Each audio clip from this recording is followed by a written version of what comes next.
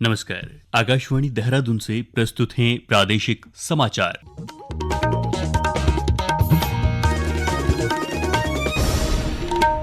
पहले मुख्य समाचार। मुख्यमंत्री पुष्कर सिंह धामी ने कहा, सरकार युवाओं के उत्थान और नेतृत्व को बढ़ावा देने के लिए निरंतर प्रयासरत है। उत्तराखंड खाद्य सुरक्षा विभाग ने पैकेज्ड ड्रिंकिंग वाटर और कोल्ड ड्रिंक्स की गुणवत्ता सुनिश्चित करने के लिए सख्त दिशा निर्देश जारी किए। प्रदेश में चार धाम, आदि कैलाश और ओम पर्वत यात्रा सुचारू रूप से जारी। अब तक 8 लाख श्रद्धालुओं ने चारों धामों के दर्शन किए। और विदेश मंत्री सुब्रमण्यम जयशंकर ने कहा, सिंधु जल संधि तब तक स्थगित रहेगी जब तक पाकिस्तान सीमा पार आतंकवाद पर विश्वसनीय रोक नहीं लगाता। प्रादेशिक समाचारों के साथ मैं जयवीर सिंह। और अब समाचार विस्तार से। मुख्यमंत्री पुष्कर सिंह धामी ने कहा कि सरकार युवाओं के उत्थान और नेतृत्व को बढ़ावा देने के लिए निरंतर प्रयासरत है। इस दिशा में कई कल्याणकारी योजनाएं शुरू की गई हैं ताकि युवा शक्ति को समुचित मार्गदर्शन और अवसर प्राप्त हो सकें। चुनौतियां जो राज्य के अंदर हैं, हमारे सामने हैं, उन सभी चुनौतियों का हम भली भांति तभी सामना कर सकते हैं जब हम सब मिलजुल कर आगे बढ़े, एक ध्येय के साथ आगे बढ़े, एक निश्चित उद्देश्य के लिए हम सब एक रहें। और राज्य का समग्र विकास जनता के बिना सहयोग के संभव नहीं हो सकता है। और ऐसे में हमारे राज्य में जन भागीदारी सुनिश्चित करने के में हमारे जो मंगल दल हैं उनकी अत्यंत महत्वपूर्ण भूमिका है। इसी को ध्यान में रखते हुए हमारी सरकार भी लगातार महिला मंगल दलों को, युवक मंगल दलों को लगातार प्रोत्साहित करने का काम कर रही है। देहरादून में मुख्य सेवक संवाद कार्यक्रम को संबोधित करते हुए मुख्यमंत्री ने कहा कि युवक और महिला मंगल दल समाज में जागरूकता फैलाने, सांस्कृतिक विरासत को सजोने और सेवा भाव के साथ कार्य करने में अग्रणी भूमिका निभा रहे हैं। वे राज्य की परंपराओं और मूल्यों को जीवित रखते हुए नई पीढ़ी तक पहुंचाने का प्रशंसनीय कार्य कर रहे हैं। इस अवसर पर उन्होंने युवक और महिला मंगल दलों को दी जाने वाली प्रोत्साहन राशि को 4,000 से बढ़ाकर 5,000 करने, मंगल दलों को आत्मनिर्भर बनाने और ऋण सुविधा प्रदान करने के लिए नीति बनाने की घोषणा की। साथ ही मंगल दलों को डिजिटल मिशन के अंतर्गत प्रशिक्षण प्रदान करने और आवश्यक सूचनाएं समय पर उपलब्ध कराने के लिए एक समर्पित पोर्टल विकसित करने की बात कही। उत्तराखंड खाद्य सुरक्षा और औषधि प्रशासन विभाग ने पूरे राज्य में पैकेज ड्रिंकिंग वाटर और कोल्ड ड्रिंक्स की गुणवत्ता सुनिश्चित करने के लिए सख्त दिशा निर्देश जारी किए हैं। आयुक्त खाद्य सुरक्षा और औषधि प्रशासन डॉक्टर आर राजेश कुमार ने कहा कि गर्मी के संवेदनशील मौसम में खाद्य व पेय पदार्थों की गुणवत्ता से किसी भी प्रकार का समझौता बर्दाश्त नहीं किया जाएगा। सभी संबंधित अधिकारियों को नियमित निरीक्षण करने और यह सुनिश्चित करने के लिए निर्देश दिए गए हैं कि बाजार में बिकने वाले पैकेज्ड वाटर और कोल्ड ड्रिंक्स मानकों के अनुरूप हों। यदि कोई विक्रेता या आपूर्तिकर्ता नियमों का उल्लंघन करता पाया गया तो उसके खिलाफ सख्त कार्रवाई की जाएगी। उन्होंने यह भी कहा कि उपभोक्ताओं से अपेक्षा की जाती है कि वे प्रमाणित और लाइसेंस प्राप्त उत्पादों का ही उपयोग करें और किसी भी प्रकार की अनियमितता की सूचना विभाग को दें।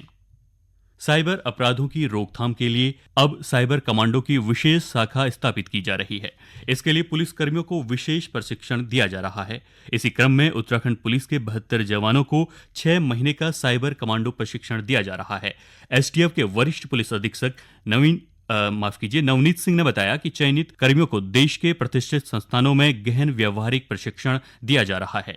जो इनिशियली हमारे यहाँ से साइबर कमांडो में कुछ कर्मचारियों का चयन हुआ था और 6 माह का अपना प्रशिक्षण करके इन्होंने वापस एसटीएफ में ज्वाइन कर लिया है।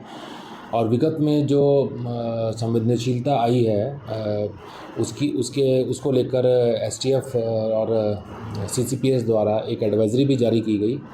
और इसमें जो हमारा सीसीपीएस के अंडर में, एसटीएफ के अंडर में जो computer emergency response team Uttarakhand है वो कंटिन्यू अलर्ट पोजीशन पे है। और इसमें जितना भी साइबर रिलेटेड साइबर अटैक वाली बात आती है या आईटी इंफ्रास्ट्रक्चर या साइबर सिक्योरिटी के लिए होता है तो उसमें ये टीम जो है कंटिन्यू साइबर स्पेस को मॉनिटर करती रहती है। और इस प्रकार की कोई कंप्लेंट आती है कहीं से तो उसको तत्काल उस पर रिएक्ट किया जाता है।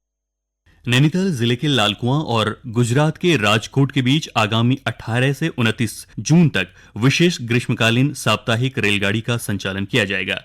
यह ट्रेन लालकुआं से प्रत्येक रविवार को अपराह्न 1:10 पर प्रस्थान करेगी और अगले दिन अपराह्न 6:10 पर राजकोट पहुंचेगी।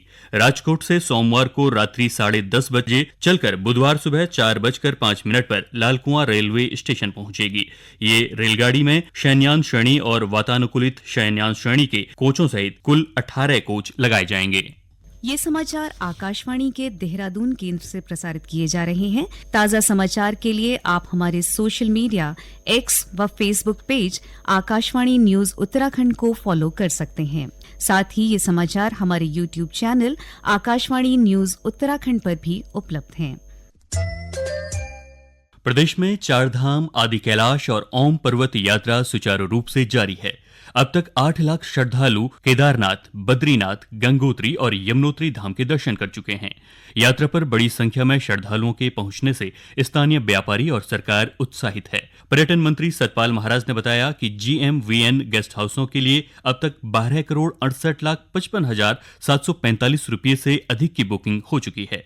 महाराज ने कहा कि प्रदेश के अन्य पर्यटन स्थलों पर भी पर्यटकों की संख्या में बढ़ोतरी देखी जा रही है। महाराज ने कहा कि प्रयागराज से हरिद्वार, ऋषिकेश और देहरादून जाने वाली ट्रेनों में भी प्रतीक्षा सूची बढ़ गई है। राज्य में 14 मई से शुरू हुई आदि कैलाश और ओम पर्वत यात्रा के लिए अब तक 3,256 इनर लाइन परमिट जारी किए जा चुके हैं। विदेश मंत्री सुब्रमण्यम जयशंकर ने कहा कि सिंधु जल संधि तब तक स्थगित रहेगी जब तक पाकिस्तान सीमा पार आतंकवाद पर विश्वसनीय रोक नहीं लगाता। डॉक्टर जयशंकर ने भारत और पाकिस्तान के बीच तीसरे पक्ष की मध्यस्थता से इनकार किया है। नई दिल्ली में उन्होंने कहा कि पाकिस्तान के साथ कोई भी बातचीत केवल द्विपक्षीय आधार पर ही होगी। डॉक्टर जयशंकर ने कहा कि पाकिस्तान को भारत को सौंपे जाने वाले आतंकियों की सूची दे दी गई है, साथ ही उसे आतंकी ढांचों को भी नष्ट करना होगा। कैंची धाम के आसपास राष्ट्रीय राजमार्ग 109 पर वाहनों के अत्यधिक दबाव व जाम को देखते हुए सुगम और सुरक्षित यातायात के लिए कैंची बाईपास मोटर मार्ग का निर्माण जल्द शुरू होगा। इसके लिए पर्यावरण, वन एवं जलवायु परिवर्तन मंत्रालय, भारत सरकार ने वन भूमि हस्तांतरण के लिए सहमति दे दी है। गौरतलब है कि कैंची बाईपास मोटर मार्ग के निर्माण की घोषणा वर्ष 2023 में की गई थी, जिसके तहत 19 किलोमीटर लंबे कैंची धाम बाईपास मोटर मार्ग में शिप्रा नदी पर एक पुल का निर्माण भी किया जाना है, जिसके निर्माण के लिए लोक निर्माण विभाग को 12 करोड़ रुपए से अधिक की धनराशि उपलब्ध करा दी गई है। बागेश्वर में आपदा प्रबंधन की तैयारियों को परखने के लिए कल एक व्यापक मॉक ड्रिल का आयोजन किया गया। जिलाधिकारी आशीष भटगाई ने कहा कि मॉक ड्रिल का उद्देश्य भूस्खलन और आग जैसे आपदा स्थितियों में प्रशासनिक तैयारियों और प्रतिक्रिया समय की प्रभावशीलता का परीक्षण करना था। मॉक ड्रिल का आयोजन किया गया था बागेश्वर के अंतर्गत। तो ये हम लोगों ने डिग्री कॉलेज में स्टेजिंग एरिया बनाया था और इसमें सिनेरियो जो रखा गया था कि लैंडस्लाइड से और अग्निकांड की वजह से कुछ भवन जो हैं क्षतिग्रस्त हो गए हैं, तो उसी के संबंध में जो हमारा IRS सिस्टम है उसको एक्टिवेट किया गया था और सभी अधिकारियों के द्वारा भी इसमें प्रतिभाग किया गया है और एक अच्छा डिमॉन्स्ट्रेशन दिया गया है कि किस तरीके से कार्रवाई ऐसी स्थिति में करनी चाहिए। तो अच्छा एक कार्रवाई रही है मॉक ड्रिल की। और अब एक नजर आज के समाचार पत्रों की सुर्खियों पर। विधेयकों को मंजूरी देने की समय सीमा निर्धारित करने संबंधी आदेश को लेकर राष्ट्रपति द्वारा पूछे गए सवालों की खबर को सभी समाचार पत्रों ने प्रमुखता से प्रकाशित किया है। राष्ट्रीय सहारा का शीर्षक है, राष्ट्रपति ने सुप्रीम कोर्ट से पूछे 14 सवाल। हिंदुस्तान ने राष्ट्रपति द्रौपदी मुर्मू के हवाले से लिखा है, क्या शीर्ष कोर्ट तय कर सकता है विधेयक की समय सीमा। सरकारी दफ्तरों में बायोमेट्रिक हाजिरी पर अमर उजाला की हेडिंग है, महीने में 3 दिन माफी, चौथी बार होगी कार्यवाही। इसी खबर पर हिंदुस्तान का शीर्षक है, माह में 3 दिन देर से दफ्तर आने पर कटेगा अवकाश। अंत में मुख्य समाचार एक बार फिर। मुख्यमंत्री पुष्कर सिंह धामी ने कहा, सरकार युवाओं के उत्थान और नेतृत्व को बढ़ावा देने के लिए निरंतर प्रयासरत है। उत्तराखंड खाद्य सुरक्षा विभाग ने पैकेज ड्रिंकिंग वाटर और कोल्ड ड्रिंक्स की गुणवत्ता सुनिश्चित करने के लिए सख्त दिशा निर्देश जारी किए। प्रदेश में 4 धाम, आदि कैलाश और ओम पर्वत यात्रा सुचारू रूप से जारी। अब तक 8 लाख श्रद्धालुओं ने 4 धामों के दर्शन किए। और विदेश मंत्री सुब्रमण्यम जयशंकर ने कहा, सिंधु जल संधि तब तक स्थगित रहेगी जब तक पाकिस्तान सीमा पार आतंकवाद पर विश्वसनीय रोक नहीं लगाता। इसी के साथ प्रादेशिक समाचारों का ये अंक समाप्त हुआ। अगला समाचार बुलेटिन 10:30 पर प्रसारित किया जाएगा। नमस्कार।